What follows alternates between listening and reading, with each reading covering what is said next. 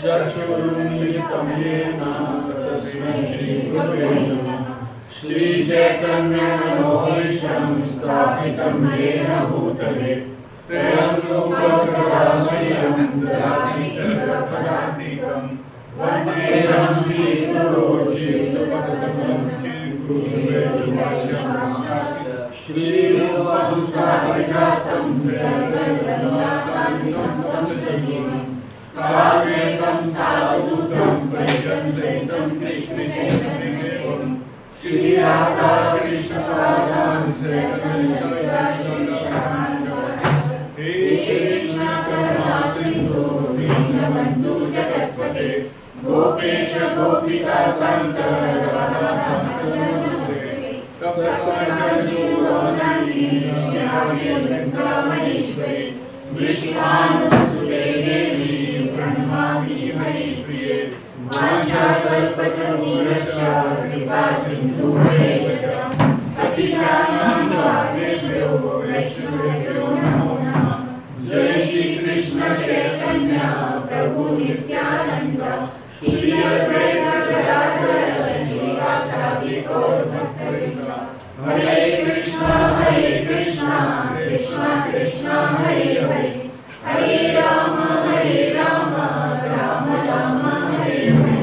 नमो विष्णुपादाय कृष्णप्रेष्ठाय भूतले श्रीमते भक्तिवेदांत स्वामिनिधि नामिने नमस्ते सरस्वती देवे गौरवाणी प्रचारिणे निर्विशेष शून्यवादी पाशादिदेशकारिणे। ग्रंथराज श्रीमद्भागवतम की जय। ग्रंथराज श्रीमद्भागवतम स्कंद 1 अध्याय 14 श्लोक संख्या 37। पाद शुश्रूषणा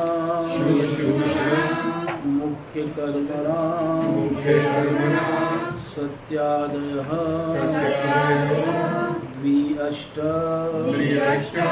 सहस्र योषितः निर्जित्य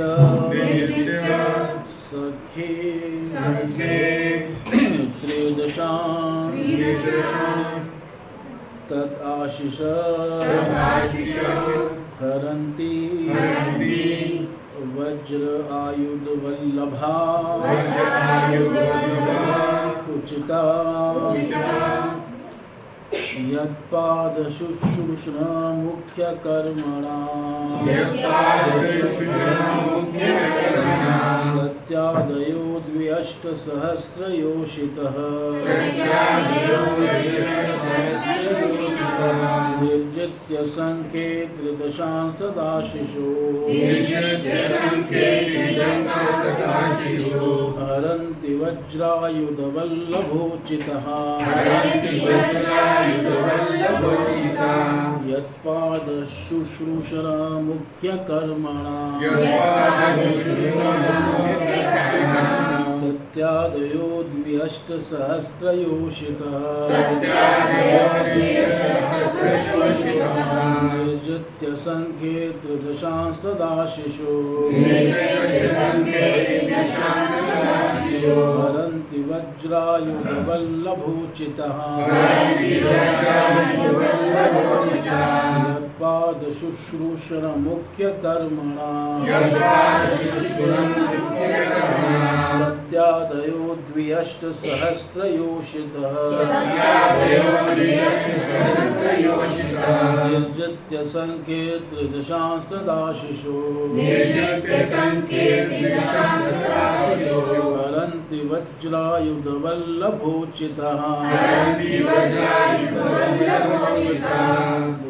यत्पादशूषुणं मुख्यकर्मणा सत्यादयो द्विषष्टसहस्रयोषितः निर्जित्य संख्ये त्रिदाशतो हरन्ति व्रजायुधवल्लभोचितः।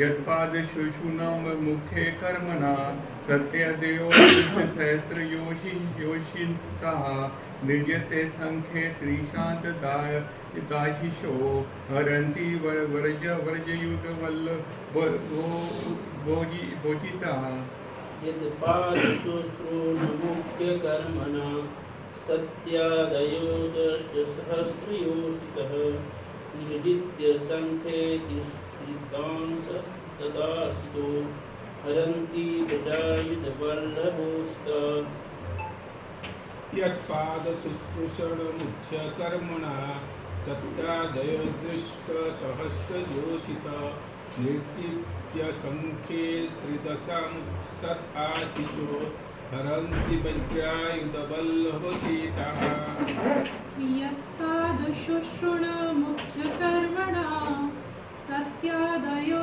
द्व्यष्टसहस्रयोषितः निर्जित्य सङ्ख्ये त्रिदशांस्तदाशिषो हरन्ति वज्रायुधवल्लभोजितः यत्पादशुश्रूणमुख्यकर्मणा सत्यादयो दृष्टसहस्रयोषितः निर्जित्य सङ्ख्ये त्रिदशांस्तदाशिषो हरन्ति वज्रायुधवल्लभोजिता यत्पादशुश्रूणमुख्यकर्मणा सत्यादयो द्व्यष्टसहस्रयोषितः निर्जित्य सङ्ख्ये त्रिदशांस्तदाशिषो हरन्ति वज्रायुधवल्लभोजिताः यत्पादशुश्रूणमुख्यकर्मणा सत्यादयो द्व्यष्टसहस्रयोषितः निर्जित्य सङ्ख्ये त्रिदशांस्तदाशिषो हरन्ति वज्रायुधवल्लभोजिता। तो उसके शब्दार्थ, अनुवाद और तात्पर्य जगत गुरु श्रील प्रभुपाद महाराज जी के द्वारा श्रील प्रभुपाद महाराज जी की समस्त सेवाओं में सर्वाधिक महत्वपूर्ण श्री भगवान के चरण कमलों की शुश्रूषा करने मात्र से द्वारका स्थित सत्यभामा के अधीक्षण में रानियों ने श्री भगवान को प्रेरित किया कि वे देवताओं को जीत लें। इस प्रकार रानियां उन वस्तुओं का भोग करती हैं जो वज्र के नियंत्रक की पत्नियों द्वारा भोग्य है। भगवान के द्वारा देवताओं को तो जीता ही रहा है ना हमेशा। ये क्यों कहा कि जीत तो यहाँ पे युधिष्ठिर महाराज जी क्या करना है, कई प्रकार की आशंकाएं कर रहे हैं और वो जो है प्रश्न पूछ रहे हैं सबके बारे में कि द्वारकावासी कैसे हैं। तो अब भगवान की पटरानियों के बारे में पूछ रहे है ना। कई बार लोगों को चिंता होती है ना, स्त्रियों के बारे में नहीं पूछ रहे फैमिली जो वालों को चिंता हो जाती है हर चीज़ में, तो अब उनके बारे में पूछना है। ये भी बड़ी गंदी बीमारी है ना फेमिनिज्म की, है ना, हर जगह इस चीज़ को ले आते हैं। तो कह रहे हैं यस्य कृष्णस्य पाद शुश्रूषर यासाम मुख्य कर्मणा ता, जिनके चरणों की सेवा ही जिनका मुख्य कर्म था। किनका? रानियों का। सत्यादय सत्यादि हाँ सत्यभामा को कई बार सत्या कहा जाता है। सत्यभामा का कई बार क्या कहा जाता है? सत्या भी कहा जाता है और कई बार भामा भी कहा जाता है। इस प्रकार से सत्य आदयो द्वि अष्ट 2 बार 8 यानी कितने हो गए? 16 है ना। सहस्र योषित 16,000 स्त्रियां। तो इनका कार्य क्या है? यस्य श्री कृष्णस्य पाद शुश्रूषण मुख्य कर्मणा यासाम ता। और भगवान ने क्या किया? निर्जित्य मतलब जीत कर। किसको जीत कर? त्रिदशान कहते हैं देवताओं, देवताओं का नाम है त्रिदश, त्रिदशा बहुवचन में जो है, द्वितीया विभक्ति में बहुवचन में ये त्रिदशान होगा। ये मतलब देवताओं को कहते हैं, त्रि मतलब 3 और 10 मतलब 3 बार 10 है ना, 30 और 3 और जोड़ दो तो 33 प्रकार के देवता हैं। तो इस प्रकार से त्रिदश का नाम पड़ा, अथवा त्रिदश का मतलब 13 भी होता है। तो मतलब त्रिदश इनको कहते हैं। अब इसका मुख्य कारण क्या है वो तो नहीं है पता, पर त्रिदश देवताओं को कहते हैं, कई जगह शास्त्रों में है। अभी जो कहते हैं 33 कोटि देवता, मतलब 33 कोटि लोग उसका बहुत अर्थ का कैलकुलेशन करते हैं, तब 33 कोटि मतलब 33 प्रकार का 33 कोटि। तो उनको संख्य युद्धे है ना जीत कर तदाशीषो, उनके द्वारा जो भोगे गए आशीष हैं वो हरंती, उनका वो भोग करती हैं। और कैसे कृष्ण बले न, कृष्ण प्रसादे न, कृष्ण के बल से, कृष्ण के पराक्रम से इन रानियों को कैसे भोग प्राप्त हैं। वज्रायुध वल्लभोचित, वज्रायुध कहते हैं किसको, इंद्र को। इंद्र का एक नाम है वज्रायुध, क्योंकि उसके पास क्या है, वज्रायुध। तो इंद्र की जो वल्लभाओं को प्राप्त हैं, इंद्र की वल्लभा मतलब इंद्र की पत्नियां, शची आदि को जो भोग प्राप्त हैं, उन भोगों को ये मनुष्य लोक में रहने वाली द्वारका की पटरानियों ने भी क्या कर दिया, प्राप्त कर दिया। यद्यपि जो स्वर्ग के भोग हैं वो मनुष्यों को, देवताओं के भोग मनुष्यों को थोड़ी मिलेंगे, है ना। देवताओं के जो भोग हैं वो मनुष्यों को नहीं मिलेंगे, मनुष्य को नहीं भोगने देंगे ना कि हाँ वो अवेलेबल नहीं थे, वो अवेलेबल हाँ। करवाने के लिए देवताओं, अब जो चीज़ देवता को मिल रही है वो मनुष्यों को भी थोड़ी मिल जाएगी यहाँ। तो पर भगवान के बल से, भगवान की कृपा से और भगवान के चरणों की सेवा से उन रानियों को वही सारे भोग क्या थे यहाँ पे प्राप्त। इसलिए कह रहे हैं वज्रायुध वल्लभोचिता, उसके उचित। जैसे भगवान जब गए थे स्वर्ग सत्यभामा के साथ, हुआ क्या कि जब भौमासुर था तो उसने जो है देवताओं के जो क्रीड़ा स्थली थी उसको चुरा लिया था, देवताओं की क्रीड़ा स्थली को चुरा लिया था, और साथ में वरुण का छत्र चुरा लिया था और अदिति माता के कुंडल चुरा लिए थे। तो इंद्र गया, ऐरावत पर बैठ के आया द्वारका में और भगवान से पूरी प्रार्थना करता है कि इस भौमासुर ने हमें परेशान किया हुआ है ऐसे से। तो भगवान कहते हैं मैं इसका उपाय करूँगा। तो भगवान जाते हैं भौमासुर का वध करने, और कहाँ जाते हैं, वो सत्यभामा के साथ जाते हैं। सत्यभामा को क्यों साथ ले जाते हैं,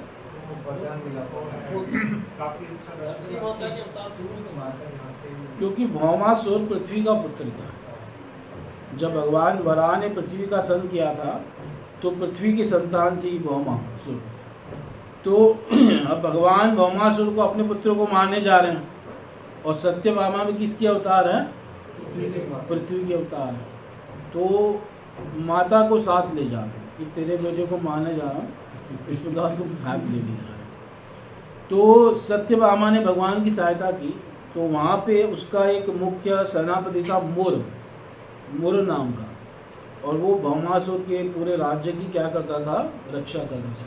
मतलब ऐसे ऐसे उसने व्यवस्था कर रखी थी कि जैसे आप जाओ तो पहले तो आपको पर्वतों का कवच मिलेगा, मतलब पर्वतों के पूरा किले को किया हुआ था, मतलब उस प्रकार से उसको रक्षा की हुई थी कि मतलब जैसे ही आप जाओगे पर्वत आपके सामने आ जाएंगे, आप अंदर घुस ही नहीं पाओगे। फिर पर्वतों को आगे अगर पार कर गए तो फिर उसने व्यवस्था की हुई थी शस्त्रों के द्वारा, बाणों के द्वारा, यहाँ से बाहर आना है, यहाँ से बाहर आना है, कहीं गलती पैर रख दिया तो बाहर आ गए, ऐसी व्यवस्था करके। फिर उसके बाद पानी से उसको करके रखा था, है ना। फिर बिजली से, मतलब कोई उसके किले में अंदर प्रवेश नहीं कर सकता। तो भगवान ने अपने एक एक पहले गदा से पर्वतों को तोड़ दिया, फिर अपने चक्र से सारे ये अस्त्र शस्त्र काट दिए, फिर वायु अस्त्र से जल को सुखा दिया। इस प्रकार से भगवान ने एक एक करके सारे जो है उसकी बाधाएं तोड़ी, काटी, और फिर भगवान प्रवेश किए। फिर मूल नाम का दैत्य आया, 5 मुख थे उसके, वो बड़ा विशालकाय दैत्य था। भगवान ने उसका भी वध किया।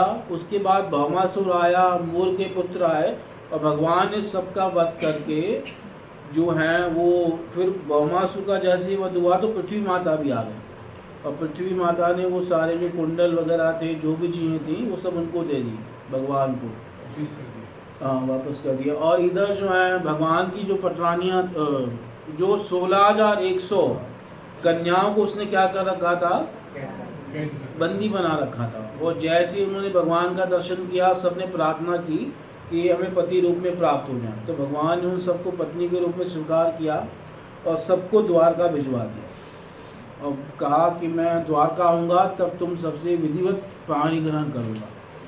और फिर भगवान चले गए स्वर्ग में, इंद्र का छत्र और अदिति के कुंडल ये सब वापस देने के लिए। और जब भगवान दे रहे थे, वापस कर रहे थे, तो उसी समय जो है सत्यभामा की इच्छा हुई कि हम जो है स्वर्ग आए हैं, तो यहाँ जो नंदन वन है इसको थोड़ा घूम लेते हैं, कैसा है, बहुत नाम सुना है इसका। तो नंदन वन जब घूम रहे थे तो वहाँ वृक्ष देखा, कौन सा, पारिजात का। तो सत्यभामा ने कहा कि इसको हम द्वारका ले चलते हैं, है ना, बड़ी सुगंध आ रही है और बड़ा अच्छा ये वृक्ष है। तो अब पत्नी ने कहा, पत्नी की बात कौन मना कर सकता है। तो भगवान ने कहा चलो ठीक है ले चलते हैं। तो भगवान ने गरुड़ को आदेश दिया कि इसको उखाड़ करके ले चलो और द्वारका में लगाएंगे। तो इंद्र के जो हैं वहाँ पे जो पहरेदार थे नंदनवन को, उन्होंने मना कर दिया कि नहीं ये इसकी परमिशन नहीं, सब घूम लो, देख सकते हो, कोई चीज़ यहाँ से ले नहीं जा सकते, है ना, डोंट टच। तो इस प्रकार से भगवान ने जबरदस्त किया। तो उसके बाद इंद्र वगैरह सब वहाँ पे क्या करने आ गए, देवता युद्ध करने आ गए। तो भगवान ने और गरुड़ जी ने मिलकर सारे देवताओं को क्या कर दिया, हरा दिया, और जबरदस्ती उसको क्या लिया है, यहाँ पे लिया। उसी बात को कह रहे हैं कि हरंती उन चीज़ों का उपयोग करती थी जो किसके योग्य था, वज्रायुध वल्लभोच, भगवान इसको लाए थे। निर्जित्य कुंडल वापिस करने जा रहे हैं, वो भी पर्याप्त नहीं, मतलब उन्हीं का काम करने के लिए गए। भगवान को क्या जरूरत थी भौमासुर को मारने की, किसके लिए गए थे, इंद्र के लिए। और इंद्र ही क्या है, एक वृक्ष तक नहीं दे पा खुद इंद्र मांगने आया था कि मेरी हेल्प करके वापस करो, और भगवान पेड़ ले लिया, पेड़ नहीं दे रहा, लड़ाई करने को तैयार हो। इसी को तो कहते हैं बुद्धि, मतलब अहो दिग्आड्यता, मतलब ऐसी धनवानता को, ऐसे ऐश्वर्य को धिक्कार है जो भगवान के समर्पण में क्या बन रहा है, बाधक है। तो सुखदेव जी निंदा करते हैं इंद्र की कि इंद्र पहले अपना काम बनाने के लिए हाथ जोड़ के गया आगे, और जब काम बन गया तो एकदम क्या हो गया, चौड़ा हो गया। इसको कहते हैं देवता। ये लक्षण तो कलयुग में पूरे नजर आते हैं। कुबेर ने भी कैसे किया था? काम बनने के बाद पूछता भी नहीं।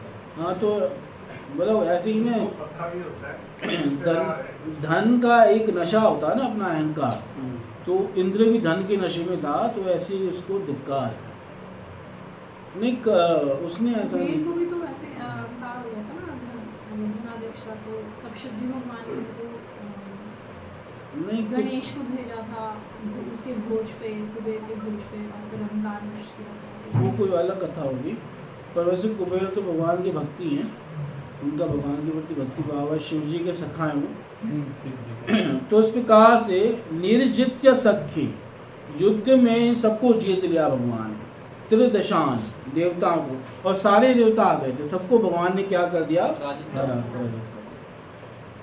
तो यहाँ भगवान की पत्नियों के बारे में पूछ रहे हैं कि वे सब जो हैं इतनी योग्य जो स्त्रियां थी वो कैसी हैं। कहने का भाव ये है यद पाद शुश्रूषणा मुख्य कर्मणा का अर्थ एक ये भी है कि ये उन रानियों का ही मुख्य कर्म नहीं है। भगवान के चरणों की सेवा सभी जनों के लिए मुख्य कार्य है। तपस आदिप्यो भगवत चरण सेवा मुख्य कर्म।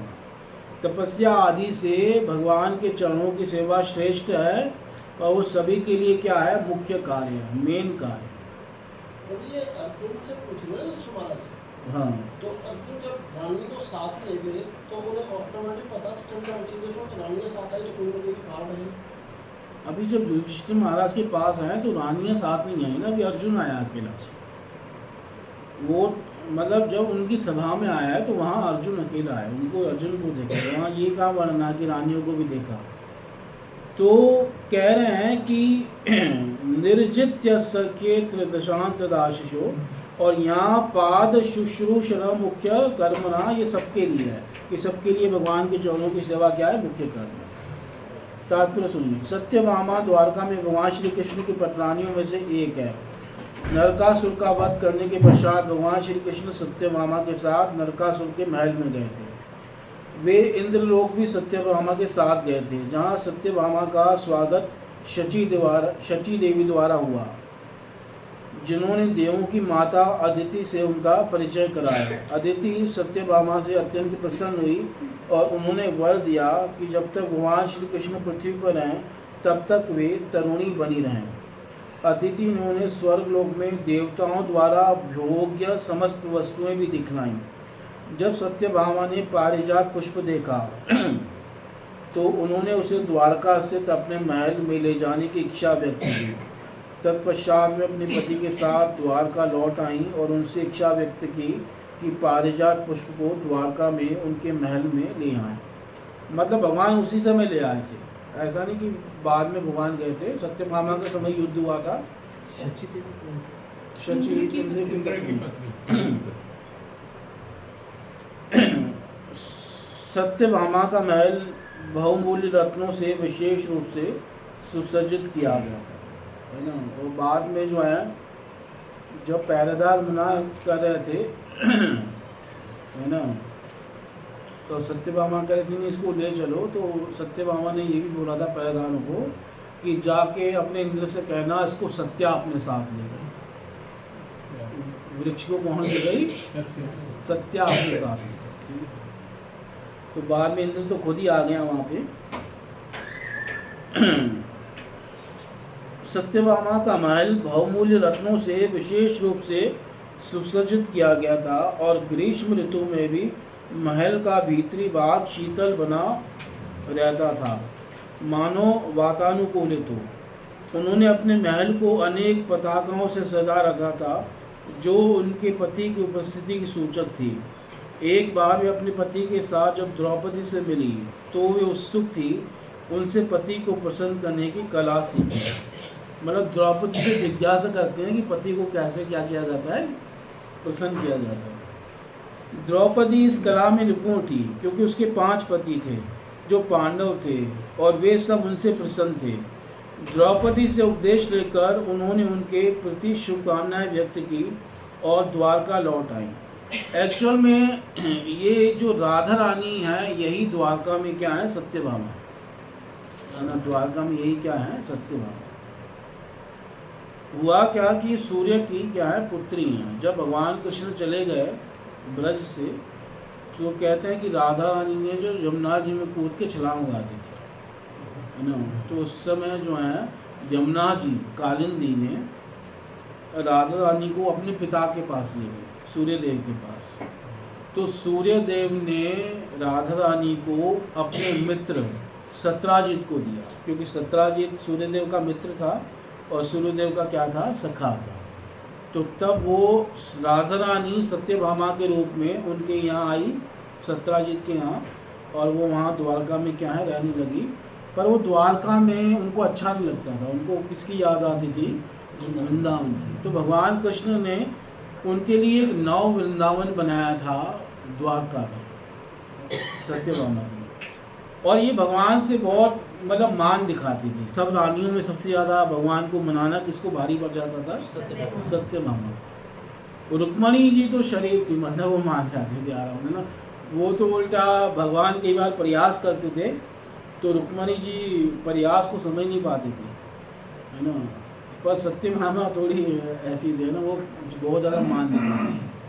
जैसे एक बार भगवान रुक्मणी जी को कहते हैं कि तुमने भी किससे शादी कर ली, इतने बड़े बड़े वीर तुमसे विवाह करना चाहते थे और तुम उन सबको छोड़कर कहाँ हम जैसे लोगों से तुमने शादी कर ली। हम देखो डरपोक हैं, छिप कर के रहते हैं किले में, समुद्र के बीच में, है ना, और बड़े बड़े लोगों से हमारी दुश्मनी है और हमें कौन पूछता है। जिनके पास कुछ नहीं वो हमारे भक्त हैं, है ना। बाकी धनी लोग तो हमें पूछते भी नहीं हैं। इस प्रकार भगवान ने बहुत बातें की, है ना। धरतमा डर गई कि मुझे त्यागना तो नहीं चाहती, है ना। तो भगवान का अरे हम तो थोड़ा प्रयास कर रहे थे और तुम ऐसा समझ रही हो, क्योंकि गृहस्थों का सुख क्या है, थोड़ा अपनी पत्नी के साथ प्रयास कर लें, यही उनका सबसे बड़ा सुख है। और पत्नी वही नहीं समझे, है ना। तो बाद में सत्यभामा ने भी फिर भगवान को उत्तर दिया, रुक्मणी ने भी उत्तर दिया, पर रुक्मणी जी का भाव अलग था और सत्यभामा का भाव एकदम क्या था, अलग था। आगे प्रभु जी, इसमें एक क्लैरिफिकेशन चाहिए। यहाँ पे जो कंपैरिजन उन्होंने ये इंद्र की जो वाइफ के साथ जो किया है ना, जो श्लोक की जो मूल अर्थ है कि जो सुख जो है भगवान के चरणों को दबाने के बाद जो सुख उनको नेचुरली प्राप्त होता है वो हेवन में, मतलब उनको इंद्र वाली जो है उनको भी है। तो वो कंपैरिजन कैसे कर सकते हैं, क्योंकि वो जो स्थिति है नहीं, वो कंपैरिजन नहीं ये करना है, वो कंपैरिजन कि वो इसको मनुष्य स्तर से सोच के करना है कि जो देवताओं के पास भोग हैं वो भगवान ने मनुष्य लोक में अपनी इन रानियों को भी दे दिए, है ना। जबकि इन भोगों की इच्छा उन्हें नहीं थी, इनका मुख्य कार्य क्या था, भगवान के चरणों की सेवा करना। पर भगवान फिर भी इनको ऐसे दिव्य भोग ला के दिए और जो जो ये चाहती थी भगवान उनकी इच्छा क्या करते थे, पूरी करते थे। यानी भगवान उदासीन होकर भी, विरक्त होकर भी सबकी सारी कामनाएं क्या कर रहे हैं, पूरी कर रहे हैं। एक होता है ना कोई उसके वश में है तो पूरी कर रहा है, अब भगवान किसी के वश में नहीं है, कोई भी रानी उन्हें अपने वश में नहीं कर पाई, पर फिर भी भगवान सबकी कामनाएं क्या करते थे, पूरी करते थे। तो ये कहने का भाव, एक तुलना कर रहे हैं समझाने के लिए कि उनको वो दिव्य, अब शची आदि को और रुक्मणी आदि के सत्यभामा के भोगों की तुलना थोड़ी हो सकती है। एक्चुअली ये जो अर्थ जो था ना, जैसे थोड़ा सा कॉम्प्लेक्स है, थोड़ा सा एक बार इस अर्थ का जो मूल जो ट्रांसलेशन है, तात्पर्य की, वो थोड़ी सी क्लैरिटी नहीं हो पा रही है कि ये सिंपली, मतलब उसका मुख्य भाव यही है समझाने के लिए कि युधिष्ठिर महाराज ये कह रहे हैं कि इनको भगवान ने वो सारी सुख सुविधाएं दी जो मनुष्य लोक में किसी को प्राप्त नहीं है ना, और वो जो देवताओं को प्राप्त हैं ऐसे सुख उनको दिए। ये कहने का भाव, मतलब ये भगवत लीला के हिसाब से नहीं बोल रहे हैं, ये मनुष्य के हिसाब से। ठीक है, तो ये सिर्फ एनालॉजी समझाने के लिए कर, हाँ, समझाने के लिए। कई बार देखो तुलना करनी पड़ती है संसार से ही। अब भगवान के मुख की तुलना किससे करते हैं, कमल से, चंद्रमा से। अब कोई तुलना है नहीं, पर वो तुलना करनी पड़ती है क्योंकि संसार में लोग संसारी चीज़ों को ज़्यादा जल्दी समझते हैं, कनेक्ट कर पाएंगे ना। हाँ। कई बार जैसे मैं कोई चीज़ समझाता हूँ तो लोगों को समझ में नहीं आती, जैसे कोई फिल्म वगैरह का एग्जांपल देता हूँ एकदम समझ में आया वो, हाँ अब समझ में आया। कोई संसारी वो बात बता दो ना, वो बात एकदम कोई समझ, और वैसे समझ नहीं आएगी। तो ऐसा होता है संसार। तो आगे वे सत्राजित की पुत्री थी। भगवान श्री कृष्ण के प्रयाण के पश्चात जब अर्जुन द्वारका गए तो सत्यभामा तथा रुक्मणी सहित सभी रानियां भगवान श्री कृष्ण के लिए अत्यधिक शोक कर रही थी। अपने जीवन के अंत समय में उन्होंने जंगल में जाकर कठिन तपस्या की। सत्यभामा ने अपने पति को उकसाया कि वे स्वर्गलोक से पारिजात पुष्प लाएं और भगवान ने बलपूर्वक देवताओं से इसे प्राप्त किया। ठीक उसी प्रकार जिस प्रकार एक सामान्य पति अपनी पत्नी को रिझाने हेतु इच्छित वस्तुएं लाता है, यह पूर्व में ही बताया जा चुका है कि श्री भगवान को सामान्य व्यक्ति के जैसे अपनी पत्नियों के आदेशों को पूरा करने की आवश्यकता नहीं थी, लेकिन चूंकि रानियों ने उच्च कोटि की भक्ति की भगवान की शुश्रूषा करना स्वीकार किया था, अतः श्री भगवान भी आज्ञाकारी पति की भूमिका निभा रहे थे। पृथ्वी का कोई भी व्यक्ति स्वर्गलोक की कोई वस्तु और वह भी पारिजात पुष्प प्राप्त करने की बात सोच भी नहीं सकता। मतलब प्राप्त क्या करेगा, सोच भी नहीं सकता, क्योंकि उसका उपयोग केवल देवता करते थे। लेकिन श्री भगवान की आज्ञाकारिणी पत्नियां होने के कारण रानियों को भी स्वर्ग के निवासियों की पत्नी जैसा विशेष अधिकार प्राप्त था। दूसरे शब्दों में श्री भगवान अपनी सृष्टि के प्रत्येक वस्तु के स्वामी हैं, अतः द्वारका की रानियों के लिए ब्रह्मांड की किसी भी दुर्लभ वस्तु को प्राप्त कर पाना आश्चर्यजनक नहीं है। वो कुछ भी वस्तु को प्राप्त कर सकते थे। यद्बाहुदण्डाभ्युदयोनुजीविनो यदो प्रवीराय कुतो भयावुः अधिक्रमन्ति अङ्घ्रिभिराहृतां बला सभां सुधर्मां सुरसप्तमोचिताम्। बड़े बड़े यदुवंशी वीर भगवान श्री कृष्ण की भुजाओं द्वारा सुरक्षित रहकर सभी प्रकार से निर्भय बने रहते थे, अतः उनके चरण सुधर्मा के स्वभावन में पड़ते रहते थे, जो सर्वश्रेष्ठ देवताओं के लिए, किंतु जो उनसे छीन लिया गया था। यद बाहु दंडा, जिनके चरण जिनके भुजाओं के आश्रम में अभ्युदय मतलब उनके प्रभाव से अनुजीविन, जो क्या रहते थे, जीवित रहते थे। कौन लोग? यदु प्रवीरा, यदु वंश के बड़े बड़े यदुवीर, और अकुतव भया, जिनको कोई भय नहीं था। पिछले श्लोक में चर्चा की ना, यदुवंशी कैसे रहते थे भगवान कृष्ण के सानिध्य में। तुलना किससे की गई थी? बोलो, एकदम में भूल गए। किससे तुलना की गई थी यदुवंशियों की? हाँ, क्वेश्चन समझ नहीं आया कि यदुवंशियों की तुलना कल हमने चर्चा की थी, किससे की गई थी? कैसे उच्चारण करते थे यदुवंशी? हाँ,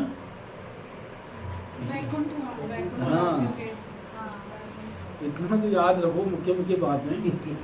एक दिन भी सब भूल रहे हैं। महापौरुषिकायव, जैसे वैकुंठ में भगवान विष्णु के पार्षद रहते हैं, ऐसे द्वारका में कौन रहते थे? यदुवंशी रहते थे। तो उनकी तुलना किससे की? वैकुंठ के पार्षदों से। अब देखो, ये तुलना पार्षदों से भी कर चुका है ना, वो समझाने के लिए तुलना कर। हालांकि यदुवंशी वैकुंठ के पार्षदों से भी श्रेष्ठ है ना। देवताओं की तो बात ही नहीं, उनके पार्षदों से, पर समझाने के लिए सब बातें जो है कर। तो यदु प्रवीरा ही अकुतो भयामो अधिक्रमंती, है ना। अधिक्रमंती का मतलब अपने चरणों से, है ना, सुधर्मा सभा को क्या करते थे? उस पे अपने चरण, अपने पैर रखते थे। और आहृताम बलात्, जिस सुधर्मा सभा को बलपूर्वक ले आए थे भगवान। कहाँ से ले आए थे? स्वर्गलोक से। सभाम सुधर्माम, उसमें यदुवंशी बैठते थे। सुर सत्तमोचिता, जो बड़े बड़े देवताओं के उचित थी, योग्य थी, उनको भगवान यहाँ द्वारका में ले आए थे, और जहाँ सारे यदुवंशी यादव लोग क्या है, बैठते थे। यानी स्त्रियों के बारे में कहा कि वो कौन सी चीज़ों का उपयोग कर रही हैं? इंद्र वज्र जो है वल्लभोचिता, इंद्र की जो पत्नी है उसके योग्य। और ये यदुवंशी कौन सी उपयोग कर रहे हैं?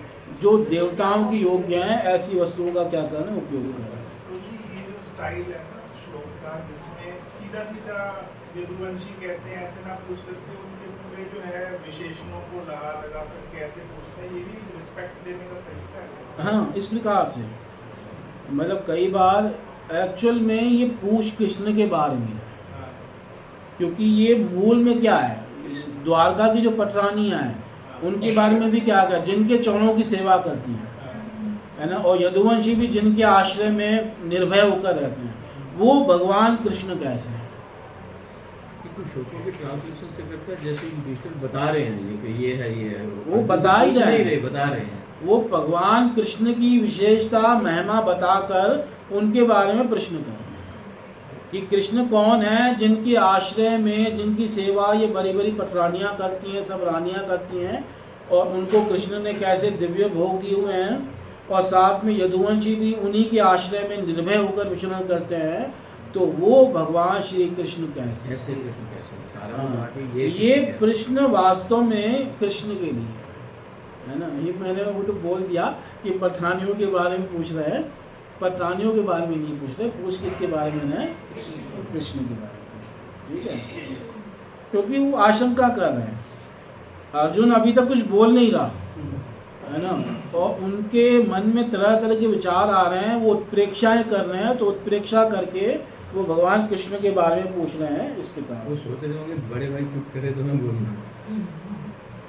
नहीं, उस टाइम में तो घर में भी आपस में जो बात करते होंगे फैमिली मेंबर्स, तो संस्कृत में ही बात करते होंगे, है ना।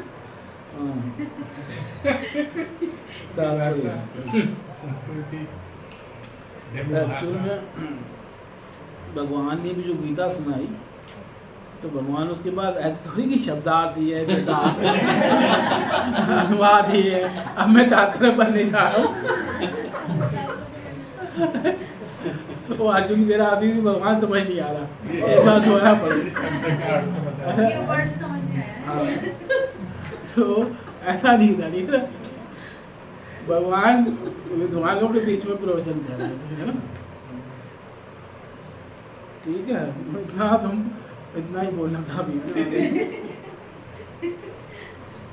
तात्पर्य, जो श्री भगवान के प्रत्यक्ष रूप में सेवक हैं, वे श्री भगवान द्वारा सभी प्रकार के भय से सुरक्षित रखे जाते हैं और सर्वोत्कृष्ट वस्तुओं का भोग करते हैं, चाहे वे बलपूर्वक एकत्र क्यों न की गई हों। श्री भगवान सभी जीवों के साथ समान व्यवहार करते हैं, किंतु वे अपने भक्तों के प्रति अत्यधिक वत्सल होने के कारण विशेष पक्षपात करते हैं।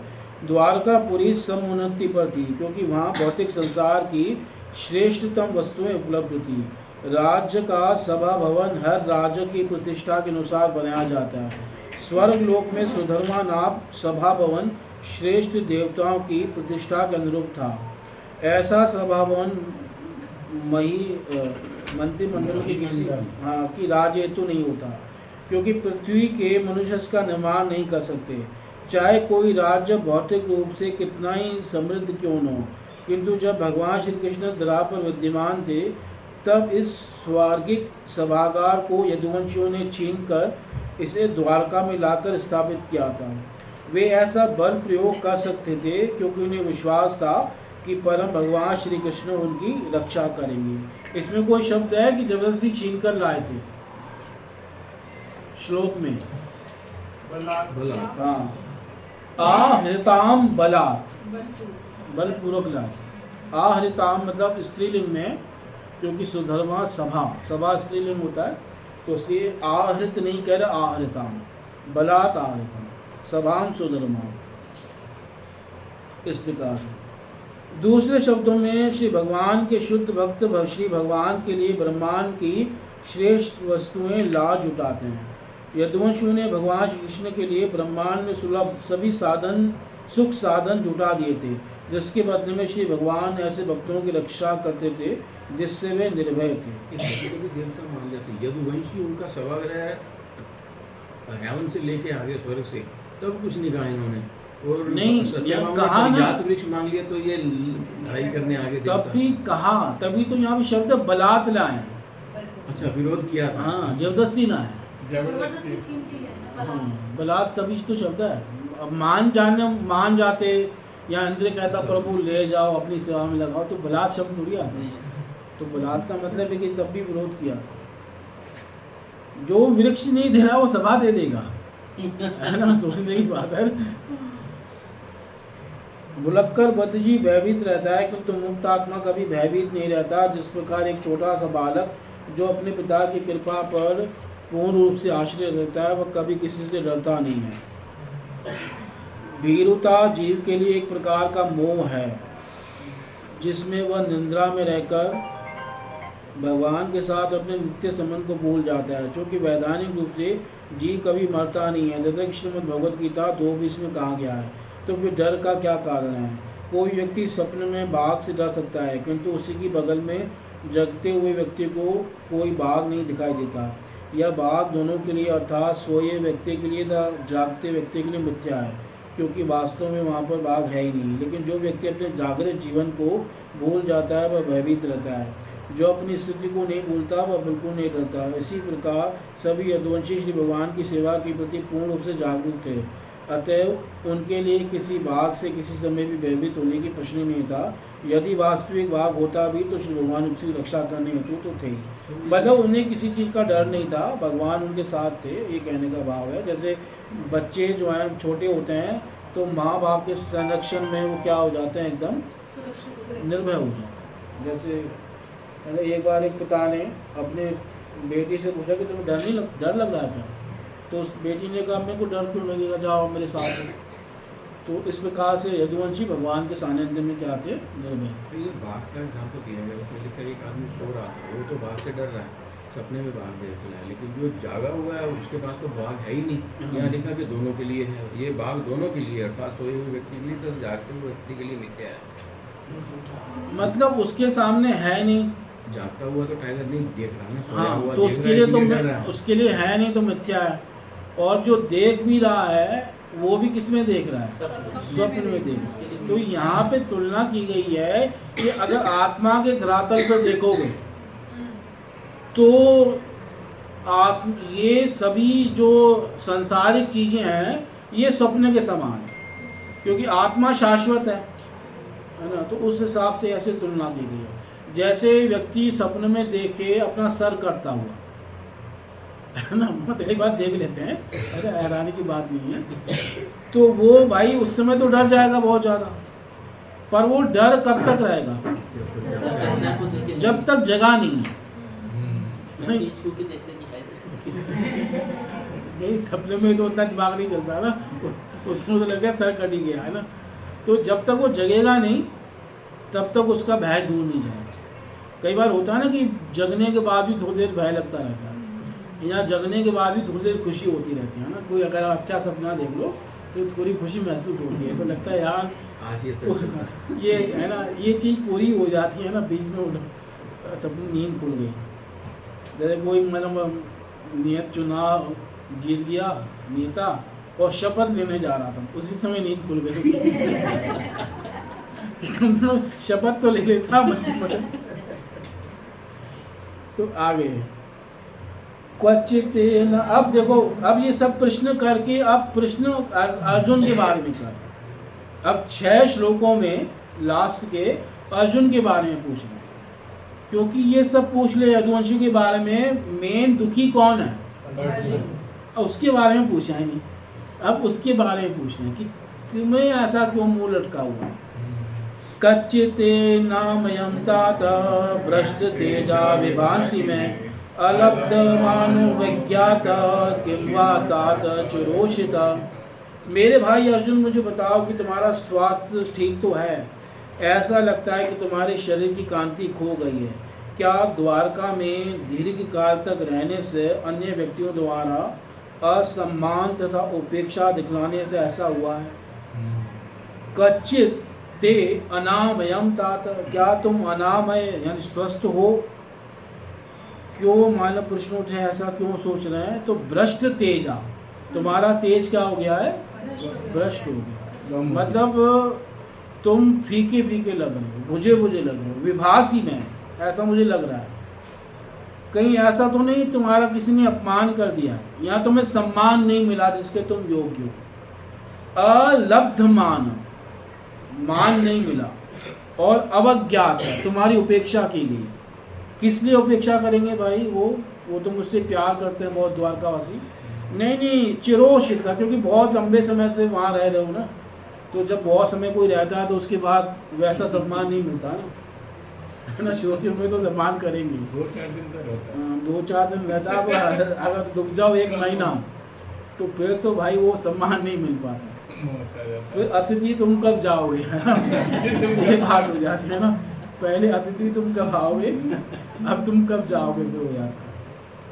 कहीं ऐसा तो नहीं हुआ है ना। अवज्ञात अलब्ध मानो अवज्ञात। इसलिए युधिष्ठिर का अर्जुन के प्रति बहुत जो है सम्मान का भाव है, इसलिए युधिष्ठिर 2 बार तात शब्द कह रहे हैं एक ही श्लोक में। तातः तातः 2 बार है, देखो है ना। और मतलब ये गौरव का भाव है, मतलब युधिष्ठिर महाराज भी कह रहे हैं कि क्या कारण है, तुम इतने दुखी क्यों हो, ऐसा क्यों हुआ। इसलिए 2 बार संबोधन कर रहे हैं।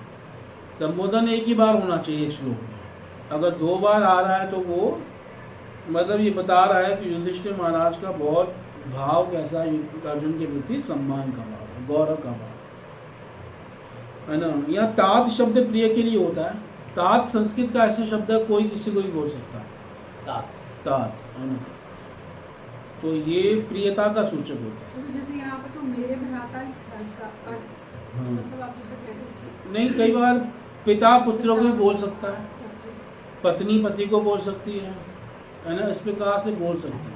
इसमें देखो कभी कभी ये जैसे ये वैसा है जैसे इंग्लिश में हम डियर लिखते हैं। हाँ dear। वैसे है ना, माय डियर सन है ना, इस प्रकार से मेरे प्यारे बेटे है ना, इस प्रकार से पिता पुत्र को भी बोल सकता है। इस प्रकार कई जगह ये शब्द का क्या है प्रयोग हो सकता है। कई बार माता सीता भगवान राम को बोलती थी, तो इस प्रकार से 2 बार प्रयोग किया। अब कल एक नियम बताया था, वो संस्कृत का याद है, वो 2 बार यहाँ पे भी आ रहा है। अच्छा 8 नहीं 8 वो तो नहीं, सब में है, तो सारी श्लोकों में आता है। वो जो अवग्रह का नियम बताया था ना, जो अच्छा, yes। ऐसा आता है। आठ जो और साइलेंट हाँ, होगा। वो silent। तो यहाँ 2 बार है। कल बताया था साइलेंट कब होता है, जब नौ वर्ण जाते हैं, ओ के बाद आता है। ओ के बाद। ओ या ए के बाद। हाँ, अब यहाँ पे देखो दोनों आ गए ना एग्जाम्पल, ए भी आगे नीचे ऊपर ए आ गया, नीचे क्या आ गया, ओ आ गया। क्वचित ते है ना, तो अनामयम का नामयम हो जाएगा श्लोक में, और अलब्ध मानो अवज्ञात का वज्ञात हो जाएगा। इसके पास इसको क्या बोलते हैं प्रभु जी? अब अलब्ध मानो नहीं, ये जो इसका एक वर्ड बोला था ना हमने, अवग्रह। अवग्रह। तात्पर्य, महाराज युधिष्ठिर ने सभी प्रकार से अर्जुन से द्वारका को कुशल क्षेम पूछा, लेकिन उन्होंने अंत में यह निष्कर्ष निकाला कि जब तक स्वयं भगवान श्री कृष्ण वहाँ थे तब तक कोई अशुभ घटना नहीं घट सकती। लेकिन साथ ही अर्जुन कांतिहीन लग रहे थे, अतः राजा ने उनसे उनकी कुशलता पूछी और साथ ही अन्य महत्वपूर्ण प्रश्न भी पूछे। मतलब अब उनको अब डाउट हो गया है कि हो ना हो वही बात हो गई है जिसका कौन बोल के गए थे, नारद जी। क्वचिन्न अभिहितो भावे शब्दा देवीरमंगले न दत्तम उक्तमर्थिभ्य आशया यत् प्रतिश्रुतम। कहीं किसी ने तुम्हें अपमानजनक शब्द तो नहीं कहे, या तुम्हें धमकाया तो नहीं, क्या तुम याचक को दान नहीं दे सके, या किसी से अपना वचन नहीं निभा पाए। क्वचित न अभिहितो अभावे, ऐसा तो नहीं हुआ कि बिना प्रेम के किसी ने तुम्हें जो है कोई वस्तु जो दी हो, या तुम्हारे प्रति प्रेम नहीं दिखाया हो वहाँ के लोगों ने, इस प्रकार से रहना है ना। एक होता है अपमान कर दिया हो, और एक हो गया कि तुम्हारे प्रति उदासीन हो गए और प्रेम ही नहीं दिखाया हो। अभाव का मतलब है प्रेम शून्य। अब जैसे कोई संबंधी जाए संबंधी के यहाँ, तो उसको प्रेम तो दिखाना पड़ेगा ना। अगर प्रेम नहीं दिखाएगा तो उसको क्या लगेगा कि भाई इसको अच्छा नहीं लगा, व्यक्ति खुद ही समझ जाएगा। कई बार लोग हैं ना ऐसा, मतलब कई बार प्रेम शो तो करते हैं ना, मतलब चाहे प्रेम भीतर न हो पर बाहर से तो दिखाते हैं ना कि अच्छा लगा आप आए, आते रहा किसी ऐसे ही हैं ऐसे बोलते भी हैं।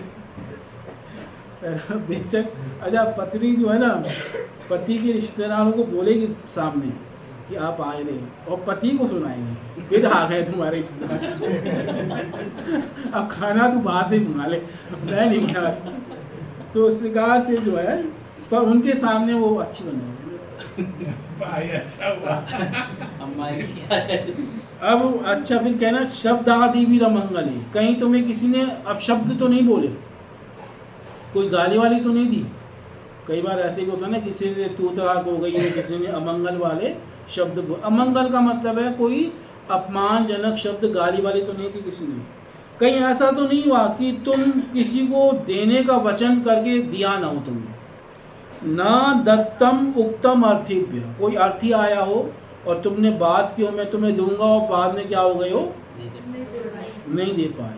कई बार ऐसे भी होता है, भाई लोग बोलते हैं बहन को तेरे को राखी पे आईफोन दिलवाऊंगा, बाद में कहते हैं भाई बहुत महंगा हो गया अभी मैं नहीं दिलवा सकता, अरे मुकर जाते हैं। तो न दत्तम उक्तम अर्थिभ्य, ऐसा भी क्योंकि क्षत्रियों को कहा गया है कि वो रक्षा कर सकता है शरणागत की और उसे दान देना चाहिए। तो कहीं ऐसा तो नहीं हुआ आशया यत् प्रतिश्रुतम, यहाँ किसी से तुम अपना वचन नहीं निभा सके, तुमने कोई वचन दिया हो और वो भी तुम पूरा नहीं कर सके। मतलब युधिष्ठिर महाराज अपनी तरफ से कई प्रकार की उत्प्रेक्षाएं कर रहे हैं। अभी तक अर्जुन नहीं बोलना क्या हुआ है, और मेन बात वो भी नहीं बोल रहे हैं, सीधा बोलो ना कहीं कृष्ण चले तो नहीं गए। वो बोलने में उनको भी क्या लग रहा है, डर लग रहा है, इसलिए वो बातें क्या हैं इधर उधर की कर रहे हैं कि कोई और बात ही निकल आए, और जो बात वो सोच रहे हैं वो न निकले, क्योंकि वो क्या सोच रहे हैं कृष्ण चले न गए, और जो सोच रहे हैं उसको नहीं बोल रहे हैं, और जो वास्तव में नहीं सोच रहे हैं वो सब बोले जा रहे हैं, क्योंकि वो चाहते हैं कि इनमें से कोई बात निकल आए जो मैं बोल रहा हूँ और वो न निकले जो मेरे मन में, क्योंकि वो बहुत प्रेम करते हैं कृष्ण से। तात्पर्य, क्षत्रिय धनी व्यक्ति के पास कभी कभी ऐसे व्यक्ति आते हैं जिन्हें धन की आवश्यकता रहती है। जब उन्हें दान देने हेतु कहा जाता है तो धन के स्वामी का कर्तव्य है कि पात्र देश तथा काल का विचार करते हुए दान दे। यदि क्षत्रिय या धनी व्यक्ति इस कर्तव्य को पूरा नहीं कर पाता तो उसे उस विसंगति के लिए खेद होना चाहिए। इसी प्रकार दान देने के अपने वचन को नहीं भूलना चाहिए। ये त्रुटियां कभी कभी निराशा का कारण बनती हैं और विफल होने पर मनुष्य आलोचना का भागी होता है, और यही अर्जुन की विपन्न अवस्था का कारण हो सकता है। मतलब कहने का भाव यह है कि क्षत्रिय है ना, दो चीज़ों के लिए मना नहीं कर सकता, दान आदि देने के लिए मना नहीं कर सकता, और कोई शरण में आए तो उसको भी मना नहीं कर सकता। अब इसी प्रश्न को आगे कर रहे हैं। क्वचित्तम ब्राह्मणं बालं गां वृद्धं रोगरं स्त्रियं शरणोपसृतं सत्वं नात्यक्षे शरणप्रद। तुम तो सदा से सुपात्र जीवों को यथा ब्राह्मणों, बालकों, गायों, स्त्रियों तथा रोगियों के रक्षक रहे हो, क्या तुम उनके शरण मांगने पर उन्हें शरण नहीं दे सके? किस किस को शरण देनी चाहिए, यहाँ पर उनका नाम आया, जिनकी रक्षा करनी चाहिए, है ना। सबसे पहले रक्षा होनी चाहिए ब्राह्मणों की। क्वचित तुम ब्राह्मणम, कोई ऐसा तो नहीं कि ब्राह्मण तुम्हारी शरण में आया हो और तुमने शरण न दी हो। और दूसरी रक्षा किसकी होनी चाहिए? बालम, कोई बच्चा आया हो शरण में, या गाम या गाय आई हो, या वृद्धम, कोई वृद्ध व्यक्ति आया हो, अथवा रोगिणम, कोई रोगी व्यक्ति आया हो, और अथवा कौन? स्त्रियम। इन सब की रक्षा होनी चाहिए, है ना। और क्षत्रिय का कर्तव्य है कि इन सब की क्या करे? रक्षा करे। इसलिए क्षत्रिय को है ना जो है अपना पुरुषार्थ, अपना पौरुष दिखाने के लिए शिकार वगैरह खेलने की जो है वो है परमिशन है। वो पशुओं को मार सकता है, शिकार खेल सकता है, क्योंकि आप उससे आशा रख रहे हो कि वो आपकी रक्षा के लिए किसी को मार दे। अब वो ऐसे ही थोड़ी मार देगा, वो जब अपना कुछ करेगा, है ना, ऐसी तैयारी अपने आप को वैसा बनाएगा, तभी तो समय आने पर आपकी रक्षा कर सकता है, किसी की रक्षा कर सकता है।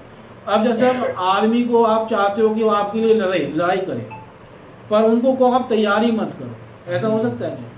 पहले वो तैयार, उनकी पहले क्या होती है? ट्रेनिंग होती है। तो ये जो क्षत्रिय है ना, पशु मतलब शिकार खेलने जाते हैं, ये उनकी ट्रेनिंग है, और लोग इस बात को समझते नहीं है। वो कहते हैं अरे ये तो हिंसा कर रहे हैं, ये कर रहे हैं, वो कर रहे हैं। भाई उनका कर्तव्य, पूरे समाज की जिम्मेदारी उनके ऊपर है। तो कई बातों को लोग समझते नहीं है कि किस महान उद्देश्य के लिए है, और भारी रूप से क्या करते हैं, है ना। जैसे आजकल एक नया ड्रामा शुरू हो गया है, हर मूवी के पहले एक चीज़ लिखी आती है कि इस मूवी में किसी जानवर को नुकसान नहीं पहुंचाया गया। है ना। और जो ये लोग बात लिखते हैं वो खुद बिरयानी खा रहे हैं। बताओ, बिरयानी जब खा रहे हो तब जानवरों को नुकसान नहीं हुआ है? जब तुम उसमें भी तुम मार के जानवर खा रहे हो ना, चिकन खा रहे हैं तब किसी का नुकसान नहीं हो रहा। और वैसे सब महान बनते हैं कि इसमें किसी का नुकसान नहीं हुआ, ये नहीं किया गया, किसी के प्रति हिंसा नहीं की गई, है ना। और वास्तव में जब अपने स्वाद के लिए लोग लाखों करोड़ों जीव मार रहे हैं तब कोई हिंसा उनको नज़र नहीं आती। ठीक है, आप इसका तात्पर्य पढ़ो फिर विराम देते हैं। ब्राह्मण जन समाज के कल्याण के लिए भौतिक तथा आध्यात्मिक दोनों दृष्टि से ज्ञान प्राप्ति की खोज में सदैव संलग्न रहते हैं, अतः वे सभी प्रकार से राजा के संरक्षण के पात्र हैं। इसी प्रकार राज्य के बालकों, गायों, रोगी व्यक्तियों, स्त्रियों तथा वृद्ध पुरुषों को राज्य या क्षत्रिय राजाओं के संरक्षण की अपेक्षा रहती है। यदि ऐसे जीवों को क्षत्रिय या राजा या राजसत्ता की ओर से संरक्षण नहीं मिलता तो क्षत्रिय या राज्य के लिए लज्जास्पद है। यदि अर्जुन के साथ सचमुच ऐसी घटनाएं घटी हैं तो महाराज युधिष्ठिर उनके विषय में जानने हेतु आतुर थे। हरे कृष्ण। ग्रंथराज श्रीमद् भागवतम की जगत गुरु श्रील प्रभुपाद महाराज जी की बहुत जी की हमारा सबसे जल्दी चैप्टर ये वाला पूरा हो गया ना, तो ये कई कम दिनों में हो जाएगा। हरे कृष्णा कृष्णा कृष्णा हरे हरे हरे राम राम राम हरे हरे।